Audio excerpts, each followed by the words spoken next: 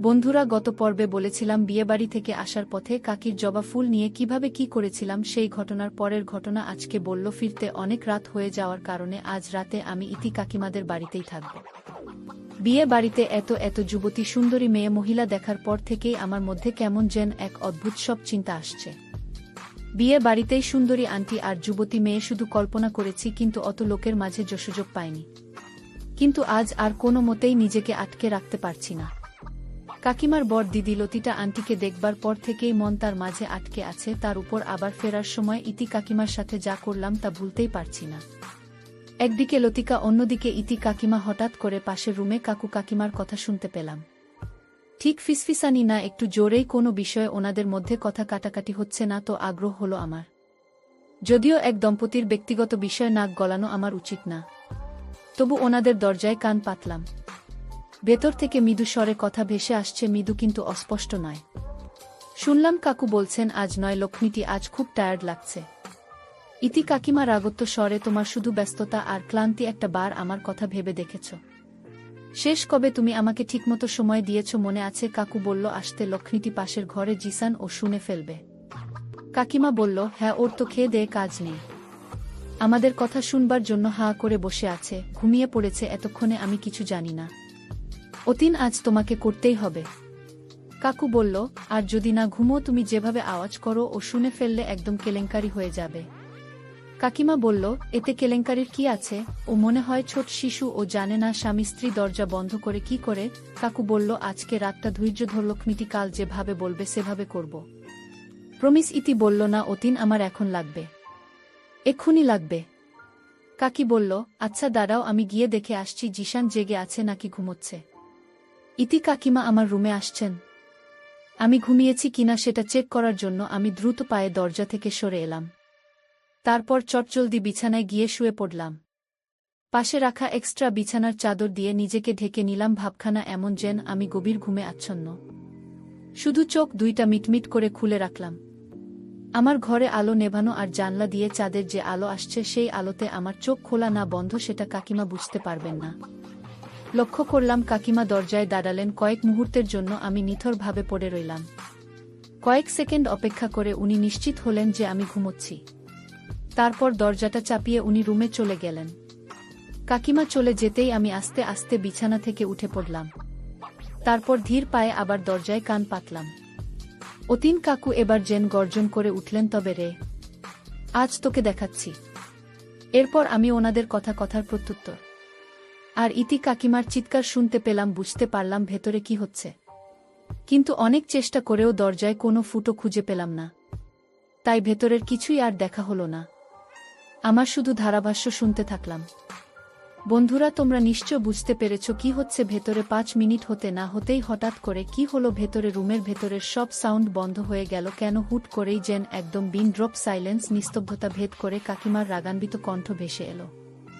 আজও পাডালে না তুমি? তোমাকে কতবার বলেছি ডাক্তার দেখাও, এভাবে আর কতদিন চলবে? এক মুহূর্তের জন্য আমি স্তম্ভিত হয়ে গেলাম। এ কি শুনলাম আমি? কাকু যে এতটা দুর্বল তা আগে জানতাম না। কতটা নিপুণভাবে বিশ্বাসটাকে সবার কাছ থেকে লুকিয়ে রেখেছেন কাকিমা, তাও আজ প্রায় 3 বছর ধরে।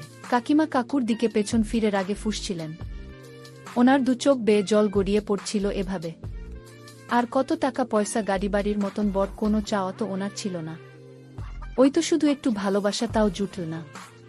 এই পোড়া কপালে কাকিমা বিছানা ছেড়ে উঠে পড়লেন। এভাবে আর কতক্ষণ শুয়ে থাকা যায়? আমি ক্ষুণ্ণ মনে নিজের বিছানায় এসে বসলাম। বিছানায় বসে মন খারাপ করে ভাবতে লাগলাম। আমার ইতি কাকিমার কথা খুব মায়া হতে লাগলো কাকিমার জন্য। উনি দরজা খুলে বেরোতেই দেখলেন আমার রুমের দরজা খোলা। আর স্বাভাবিকভাবেই আমার ঘরের দিকে ওনার চোখ চলে গেল। আর তাকাতেই উনি যেটা দেখলেন সেটা দেখার জন্য উনি কোনোভাবেই প্রস্তুত ছিলেন না। জানালা দিয়ে আসা জ্যোৎস্নার আলো আমার ঘরময় আলোকিত। কাকিমা দেখতে পেলেন আমি বিছানায় শুয়ে আছি আর আমি হাতে একটা লাঠি ধরে আছি। ভালোভাবে লক্ষ্য করতেই চাঁদের আলো। ইতি কাকিমা বিস্ফারিত চোখে সবটাই দেখলেন। সমস্ত কিছু বুঝতে পেরে কাকিমার দাঁড়ালেন না, ঘরে এসে শুয়ে পড়লেন। শুয়ে শুয়ে ভাবতে লাগলেন ওই রাতে সারা রাত আর ঘুমোতে পারেননি। পরদিন সকালে কাকুর ডাকা ডাকিতে আমার ঘুম ভাঙল। উঠে ফ্রেশ হয়ে দেখি যদি কাকিমা লুচি, আলুর দম আর পায়েস বানিয়ে খাবার সাজিয়েছেন। খাবার টেবিলে 3 জন একসাথে নাশতা করলাম। সবকিছু স্বাভাবিক, কে বলবে যে কাল রাত কি হয়েছে।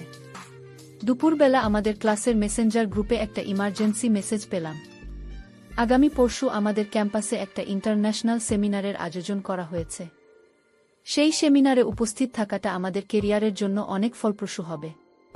আর সামনের সপ্তাহেই আমাদের স্টাডি ট্যুর, আর স্টাডি ট্যুর শেষ করে মাঝখানে এক সপ্তাহের ব্রেক দিয়ে আবার সেমিস্টার এক্সাম অ্যান্ড অ্যাসাইনমেন্ট। বলতে গেলে মাথায় বাজ পড়ল। আমার বেশ কদিন ধরে সব ধরনের পড়াশোনার বাইরে আছি। পড়াশোনার ব্যাপারে বেশ সিরিয়াস আমি। হ্যাঁ, খুব বেশি পড়ুয়া ছেলে হয়তো আমাকে বলা যাবে না, কিন্তু ক্লাস পারফরম্যান্স বরাবরই ভালো। বুঝতে পারলাম সেমিস্টার রেজাল্ট ধরে রাখতে গেলে যত জলদি সম্ভব পড়াশোনার ব্যাপারে সিরিয়াস হতে হবে আমাকে। আর দেরি করলে চলবে না। আগামীকালই আমাকে ঢাকায় ফিরতে হবে। বিকেলে একবার কাকিমার বাড়িতে গেলাম। ওনার হাতের চা খেতে খেতে কিছুক্ষণ গল্প করলাম।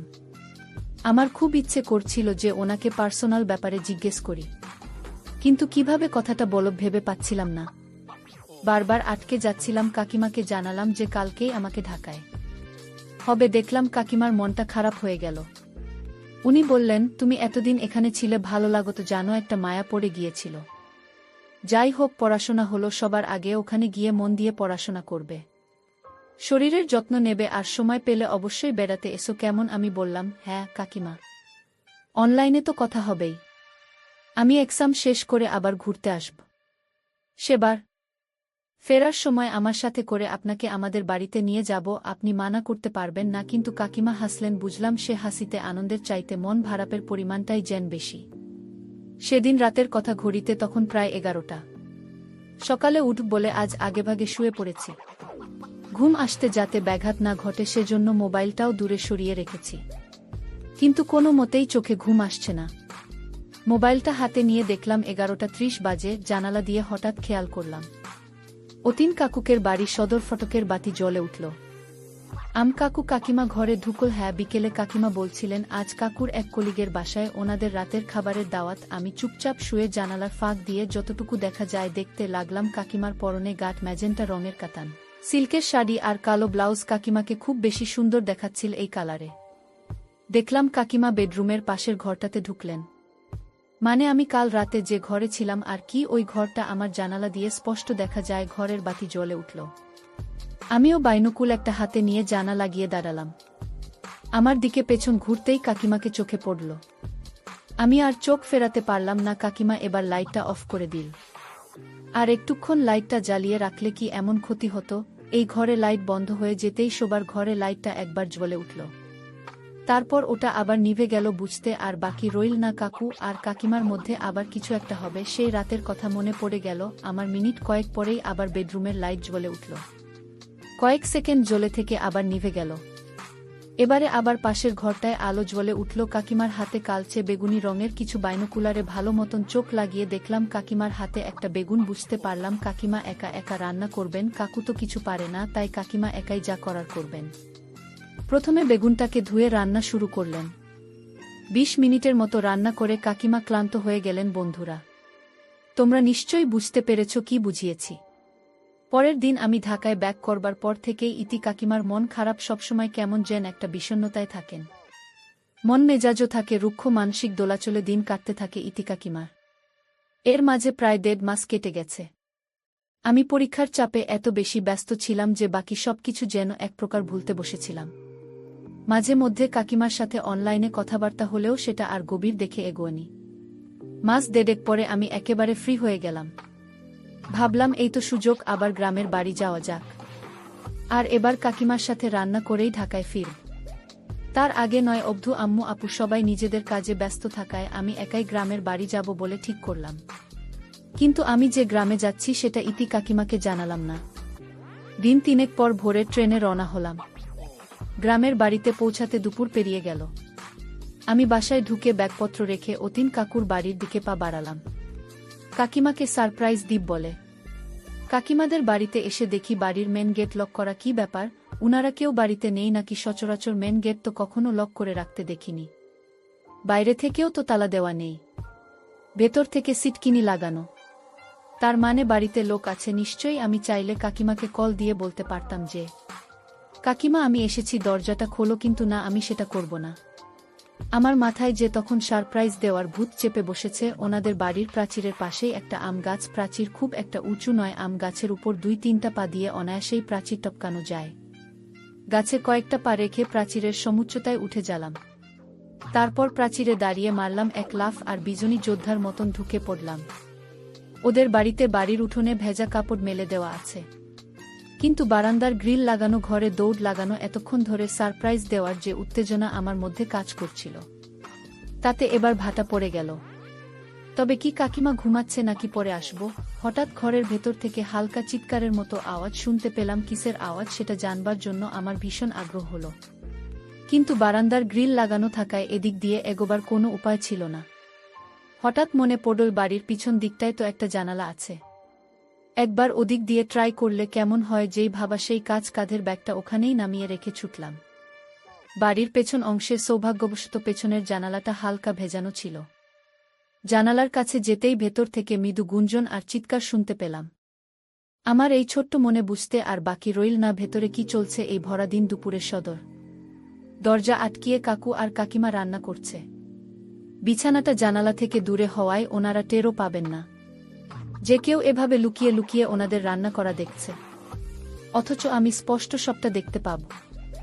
জানালায় চোখ রাখতেই দেখলাম কাকিমা দেয়ালে হেলান দিয়ে দাঁড়িয়ে আছে, আর আমার দিকে পিঠ করে লম্বা সাদা পাঞ্জাবি পরে অতীন কাকু রান্না করছে। একটু পর বিস্ফোরিত চোখে আমি দেখলাম এ তো অতীন কাকু নয়, কাকিমার সাথে রান্না করছে আমার বেলাল চাচা। অতীন কাকুর সব থেকে কাছের বন্ধু, সেই বন্ধুই কিনা বন্ধুর পিঠ পিছে ছোড়া মারছে। দুজনের রান্নার শব্দে সারা ঘর মুখরিত হয়ে আছে। আমার মাথায় যেন আকাশ ভেঙে পড়ল। একই দেখলাম আমি। কাকিমা বলল, আমার খুব ভয় করছে ঠাকুরপো, অতীন যদি কোনো ভাবে এ কথা জানতে পারে তবে। বেলাল চাচু বললেন, তুমি কেন এত ভয় পাচ্ছ বৌঠান? অতীনের সামনে তো আমরা এমনভাবে আলাপ করি যে ঘুণাক্ষরেও কিছু আন্দাজ করবে না। কাকিমা বলল, তারপরও ঠাকুরপো, ও যদি কোনোভাবে জেনে যায়? চাচু বলল, জেনে গেলে আর কি, তুমি আমার কাছে চলে আসবে। কাকিমা চুপ করে গেলেন। দুজনে দ্রুত রান্না করছিল আর এসব কথা বলছিল। দেখলাম ইতি কাকিমা কোনো বাধা তো দিলি না, বরং নিজেই রান্না সাহায্য করছে। একদিকে শহরে কাকু কাজে ব্যস্ত, আর এদিকে কাকিমা ঠাকুরপোর সাথে রান্না করে সময় কাটাচ্ছে। আমি সারপ্রাইজ দিতে এসে নিজেই সারপ্রাইজ হয়ে গেলাম। অত্যন্ত নিরাশ হয়ে বাড়ি ফিরলাম। বাড়িতে ঢুকে দেখি দাদি আমার জন্য খাবার রেডি করে বসে আছেন দোতলার বাথরুমে। গোসল দিয়ে এসে আমি লাঞ্চ করতে বসে গেলাম। আমার খাওয়া যখন শেষের দিকে তখন চাচু বাড়িতে ঢুকলেন। চাচু বলল, আরে জিসান কখনেরই বাবা। একদম আগাম কোনো খবর না দিয়েই মনে মনে বললাম, যখন তুমি তোমার বন্ধুর বউয়ের সাথে কাজে ব্যস্ত ছিলে আমি তখন এসেছি চাচু। কিন্তু মুখে বললাম, এই তো চাচ্ছ ঘণ্টাখানেক হলো, ইচ্ছে করেই ফোন করিনি। ভাবলাম না জানিয়ে এসে তোমাদেরকে সারপ্রাইজ দেই। চাচ্চু বলল, তা বেশ করেছিস, এবারে কটা দিন থেকে যাবি? কিন্তু আচ্ছা তুই খেয়ে নে, আমি ফ্রেশ হয়ে আসছি। চাচু চলে গেলেন ফ্রেশ হতে। আমি মনে মনে বললাম, ফ্রেশ তো হতে হবেই, কাকিমার সাথে কাজ করতে করতে ক্লান্ত হয়ে গেছ। খাওয়া দাওয়া সেরে কিছুক্ষণ বিশ্রাম নিয়ে ইতি কাকিমাকে ফোন করলাম আমি। সুরপ্রিসে দেওয়া তো আর হলো না, এবার বরং ওনাকে জানিয়ে দেওয়া যাক যে আমি এসেছি। কাকিমা হালকা খাবারের জন্য আমাকে যেতে বললেন। কাকিমার ডাক ফেরাবার ক্ষমতা উপরওয়ালা আমাকে দেননি। আমি আর দেরি করলাম না, পা বাড়ালাম উনার বাড়ির দিকে। দেখলাম আমার জন্যই কাকিমা বারান্দায় দাঁড়িয়ে অপেক্ষা করছেন আমাকে বাড়িতে ঢুকতে দেখে। উনি খুব খুশি হলেন। স্মিথ একটা হাসির রেখা ফুটে উঠল ওনার মুখশ্রী জুড়ে, আর তাতে করে ওনাকে ভয়ঙ্কর সুন্দরী লাগছিল। ইতি কাকিমা রমণ নিষ্পাপ হাসিমাখা মুখখানা দেখে ওনার উপর জমে থাকা আমার সমস্ত রাগ আর অভিমানের বরফ গলে একদম পানি হয়ে গেল। আমরা দুজনে গিয়ে বসলাম। কাকিমাদের বেডরুমে সারা বেডরিন এলোমেলো হয়ে আছে। একদিকে শাড়ি পরে আছে, আরেকদিকে ব্লাউজ পেটিকোট। ঘর গোছানোর সময় পাননি, তা দেখেই বোঝা যাচ্ছে একটু আগে রান্নার কাজের সাক্ষী হয়ে আছে। এসব কিছু দেখলাম কাকিমা বিছানার চাদর পাল্টে দিচ্ছেন যাতে কিছু বোঝা না যায়। কাকিমা কিছুক্ষণ আগেই স্নান সেরে এসেছেন। আধ ভেজা চুলে ওনাকে খুবই স্নিগ্ধ লাগছে। এখন কে বলবে নিষ্পাপ চেহারার এই স্ত্রী একটু আগে চাচ্চুর সাথে রান্না করেছে হালকা। একটু গল্প গুজবের পরে কাকিমা বললেন, তুমি বসো, আমি তোমার জন্য চা করে আনছি। আরও অনেক গল্প জমে আছে। কাকিমা কিচেনে চলে গেলেন। কাকিমা কিচেন এ চলে যেতেই আমি আরাম করে বিছানায় বসলাম। যদিও আমার চোখ দুইটা অস্থিরভাবে এদিক ওদিক ঘুরে বেড়াচ্ছিল। আসলে আমার অশান্ত চোখজোড়া খুঁজে ফিরছিল। একটু আগের সমস্ত সাক্ষ্য প্রমাণ। আমি একবার কিচেন এর দিকে এগিয়ে গেলাম। দেখলাম কাকিমা মনোযোগ সহকারে চা বানাচ্ছে। আর পাপড় ভাজছে মানে নেক্সট কয়েক মিনিটের জন্য উনি কিচেন এই ব্যস্ত। এই সুযোগে আমি পা বাড়ালাম ফ্লোরে পড়ে থাকা জামা কাপড়ের দিকে, আগ্রহ ভরে সেগুলো দেখলাম আর রেখে দিলাম যে কোনো মুহূর্তে কাকিমা চা বানিয়ে ঘরে এসে ঢুকতে পারেন। আমি তড়িঘড়ি করে ওনার একটা কাপড় আমার কাজ ব্যাগে নিয়ে নিলাম। তারপর চুপচাপ ভদ্র ছেলের মতন বসে রইলাম। মিনিট খানেকের মধ্যেই কাকিমা ঘরে এসে ঢুকলেন। কাকিমা বললেন, দেখেছ কাণ্ড, তোমার সাথে কথা বলতে বলতে কখন যে সন্ধ্যা হয়ে গেছে টেরে পাইনি। তুমি একটু বসো জিসান, আমি সন্ধ্যা বাতি দিয়ে আসছি। কাকিমা কলপাড়ে চলে গেলেন ফ্রেশ হতে, তারপরে ভালো করে নিজের হাত পা মুখ ধুয়ে এতক্ষণ পরে থাকা কামিজ ছেড়ে ধোয়া কাপড় পরে নিলেন। ডাল পাট দেওয়া ঘিয়ে রঙের একটা শাড়ির সাথে লাল ব্লাউজ, পেটিকোটির রংটা কি সেটা ঠিক ধরতে পারলাম না। কাকিমা উঠোনে তুলসী বেদিতে সন্ধ্যা বাতি দিলেন। সব কাজ সেরে কাকিমা আবার বেডরুমে এসে বসলেন। কাকিমার পরা ব্লাউজটাকে আমার বেশ টাইট বলে মনে হলো, তবে অনেকটা ব্যাখ্যা দেওয়ার ভঙ্গিতেই যেন উনি বলে উঠলেন, এই শাড়ি ব্লাউজের সেটটা আমার বিয়ের সময় নেওয়া মা কিনে দিয়েছিল। এবারে আমি বেশ বুঝতে পারলাম ব্লাউজটা টাইট থাকবার কারণ 3 বছরের মাথায় অনেক পরিবর্তন এসেছে। গল্প গুজব করে সদর দরজায় তালা দিয়ে কাকিমার আমি একসাথে বেরিয়ে পড়লাম। আমি লক্ষ্য করলাম এই 1.5 মাসে ইতি কাকিমার চাল চলন যেন বেশ খানিকটা পাল্টে গেছে। আগের বার দেখেছি বাইরে বেরোবার আগে উনি পরিপাটি হয়ে বেরুতেন, ঢিলেঢালা সালোয়ার কামিজ পরতেন, শাড়ি পরলেও ব্লাউজ হতো খুব ঝিমঝাম এবং ভদ্রস্থ। বড় গলার ব্লাউজ উনি কখনো পরতেন না, সব সময় আঁচল সাবধানে রাখতেন। কিন্তু এবারে লক্ষ্য করলাম সবকিছুই কেমন যেন পাল্টে গেছে। কাকিমা অগোছালো শাড়ি পরেছেন। বন্ধুরা, পরের পর্ব যদি শুনতে চাও তাহলে কমেন্ট করে জানাও, আর আগামী পর্বে জানাব কাকিমার সাথে আর কি কি ঘটনা হলো। দেখা হচ্ছে কাল রাত ঠিক 8টা 15 মিনিটে।